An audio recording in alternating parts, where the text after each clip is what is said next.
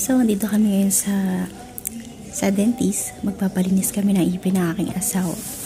So, time na niya, andun na siya, nagpapalinis ng ipin. Tapos, ako naman susunod. So, ang aga namin nagising. 6:30 kami gumising kasi ang appointment namin is 8:30. So, medyo malayo yung sa dentist. Kaya, kailangan maagang gumising. Tsaka kasi ito yung pinakamurang dentist. Kaya dito kami nagpunta. Kasi usually, ang bayad talaga sa pagpapalinis ng ipin is mahal. Tapos kung mapapansin nyo, wala yung dalawang bata nasa bahay. Iniwan namin. Kasi dumating yung biyanan ko kahapon.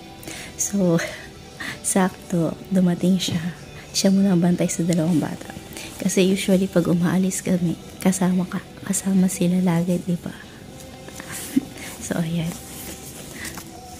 Waiting ako saglit dito sa waiting area. Tapos mamaya tatawagin na ako.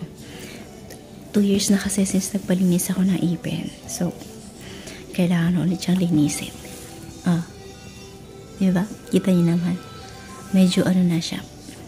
Madilaw. Kasi kakainom ko ng kape. Kaya kailangan tagang linisin. Alisin yung mga tartar. Diba? Update ko kayo later. Okay, so finish na ako magpalinis ng ipin. Super clean na siya.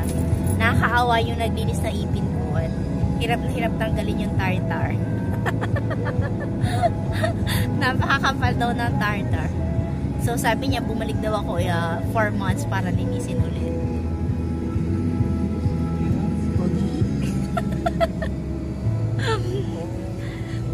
So babalik ako ulit in 4 months. Tapos sabi niya after 4 months balik ulit na 8 months.